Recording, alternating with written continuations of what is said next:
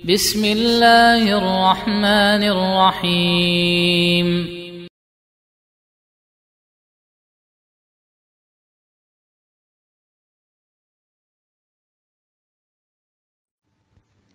Bismillahi walhamdulillah wassalatu wassalamu ala rasulillahi wa ba'd. Fa ikhwani wa akhwati fillah, kaum muslimin wal muslimat yang saya cintai dan saya muliakan, rahimani wa rahimakumullah. Semoga Allah Azza wa Jalla senantiasa mencurahkan rahmatnya kepada kita sekalian. Terkait dengan puasa di bulan Syawal, maka ada 5 permasalahan yang ingin kami sampaikan. Yang pertama adalah tentang hukum dan keutamaan puasa Syawal. Maka para ulama mayoritasnya berpendapat hukumnya adalah sunnah. Dan termasuk sunnah yang sangat ditekankan karena pahalanya sangat besar. Dalam hadis riwayat Muslim dari sahabat yang mulia Abu Ayyub Al-Ansari radhiyallahu anhu, Rasulullah sallallahu alaihi wasallam bersabda, "Man shoma Ramadhana thumma atba'ahu sittan min Syawal kana kasiyamid dahar." Barang siapa berpuasa Ramadan, kemudian dia ikutkan dengan puasa 6 hari di bulan Syawal, maka dia seperti berpuasa 1 tahun. Bagaimana hitungan sampai jadi 1 tahun? Dijelaskan dalam hadis yang diriwayatkan Imam Ahmad dari sahabat yang mulia Thauban radhiyallahu anhu, Rasulullah sallallahu alaihi wasallam bersabda, "Man shoma Ramadhana fa syahrun bi 'asharati ashhurin wa siyamu sittati ayamin ba'dal fitri fadzalika tamamu siyamis sanati." Barang siapa berpuasa Ramadan, maka itu adalah 1 bulan yang dilipat gandakan pahalanya seperti 10 bulan. Dan puasa 6 hari setelah Idul Fitri dilipat gandakan 10 kali menjadi 60 hari atau 2 bulan. Maka dengan itu menjadi sempurna 1 tahun. Subhanallah, ini menunjukkan kepada kita luasnya rahmat Allah Tabaraka wa Ta'ala. Baik, kemudian yang kedua, tentang urgensi dan hikmahnya. Indikasi ibadah kita di bulan Ramadan diterima. Walaupun bukan dengannya kita bisa memastikan, tapi itu adalah sebuah indikasi yang menunjukkan amal kita diterima. Sebagaimana kata Al-Hafidh Ibnu Rajab rahimahullahu ta'ala, anna mu'awadatas siyam ba'da siyami Ramadan alamatu ala qabuli sawmi Ramadan. Bahwasannya membiasakan puasa setelah puasa Ramadan adalah tanda diterimanya puasa Ramadan kita. Fa innallaha idza taqabbala 'amala 'abdin waffaqahu li amalin salihin ba'dahu. Karena sesungguhnya Allah apabila menerima amalan seorang hamba, maka Allah akan berikan hidayah kepada hamba tersebut untuk melakukan amal soleh setelahnya.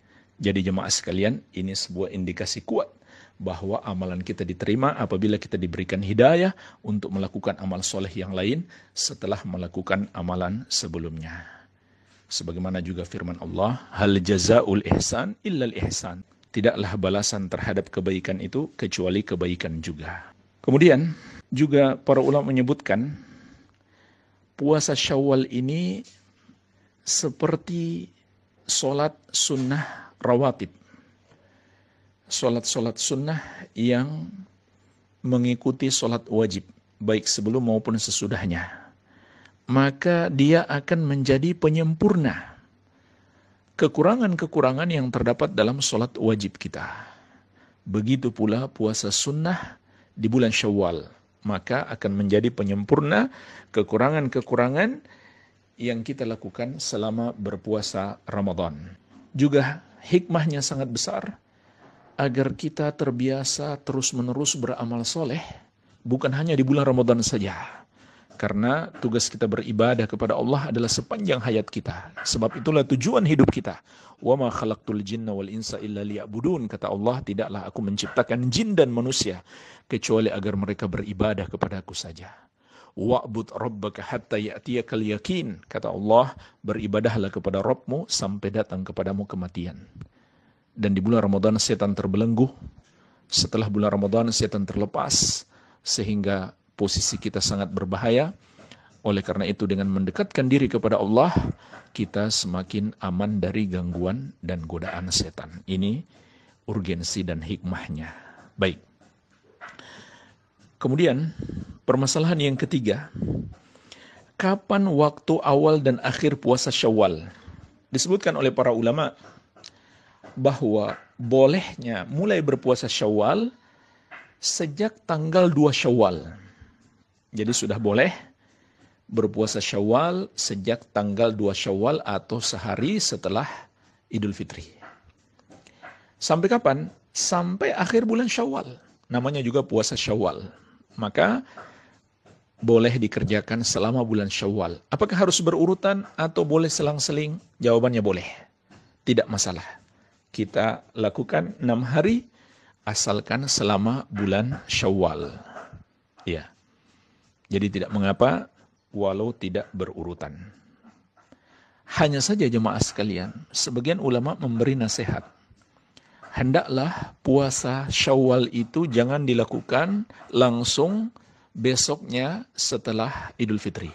Kenapa? Karena hari-hari itu adalah hari-hari yang kita masih banyak bersilaturahmi, mungkin banyak tamu yang datang, sehingga mereka kita suguhkan makanan dan minuman. Nah, kalau kita nggak ikut makan atau nggak ikut minum, itu kurang baik. Ya. Dan juga sebagian ulama mengkiaskan dengan Idul Adha. Idul Adha 3 hari setelahnya, kata Nabi SAW, ayyamu aklin wa syurbin. Hari-hari tasyrik, 3 hari setelah Idul Adha adalah hari-hari makan dan minum. Ya. Jadi tidak mengapa insya Allah kalau memang ada sebuah maslahat, kita tunda, tidak kita lakukan langsung setelah Lebaran. Andai ada orang yang mau melakukan langsung mulai tanggal 2 Syawal, maka sah, tidak mengapa juga insya Allah ta'ala. Baik. Kemudian permasalahan yang keempat.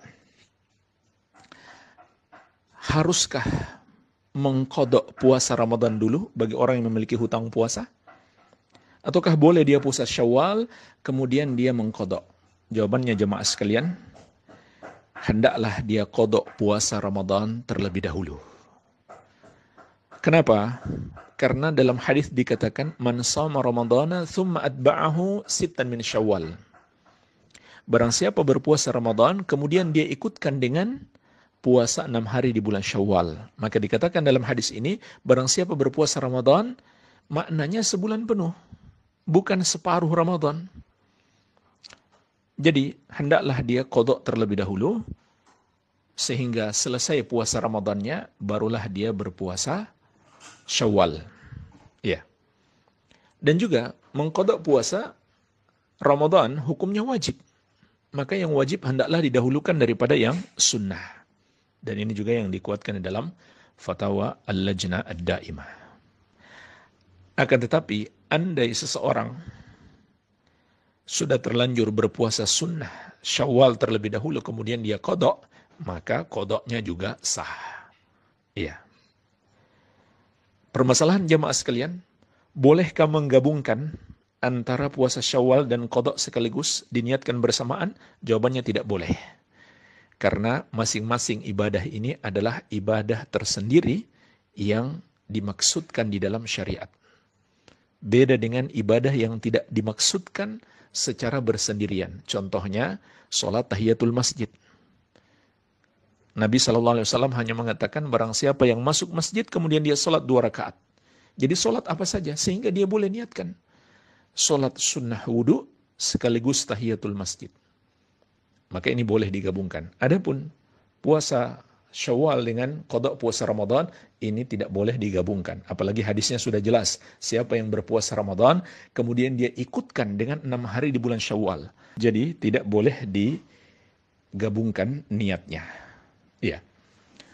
Dan boleh dia gabung dengan puasa Senin Kamis. Karena puasa Senin Kamis bukan puasa yang dimaksudkan secara bersendirian.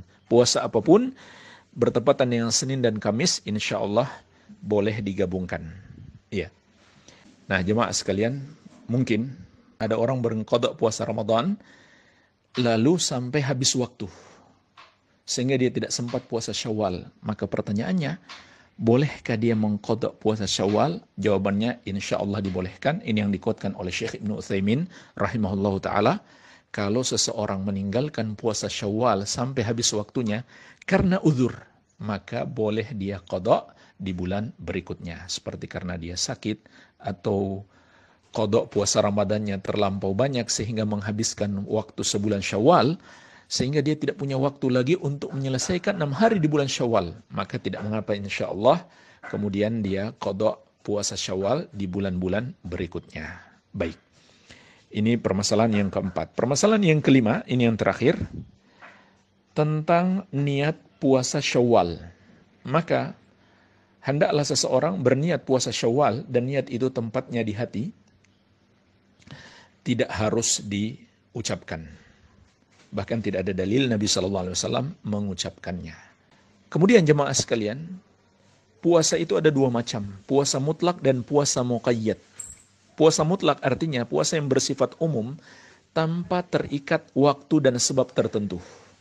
Jadi hari kapan saja selain hari-hari yang dilarang berpuasa, kita boleh berpuasa, ini disebut puasa mutlak. Sedangkan puasa muqayyad terkait dengan sebab atau waktu tertentu, seperti puasa 6 hari di bulan Syawal ini disebut puasa muqayyad, terkait dengan hari-hari di bulan Syawal.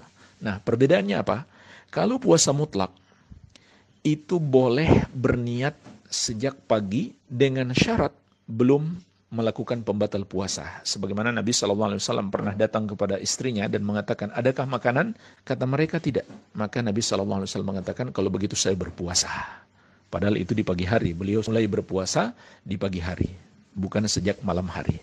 Namun, kalau itu puasa muqayyad, seperti 6 hari di bulan Syawal, itu harus dimulai sejak malamnya.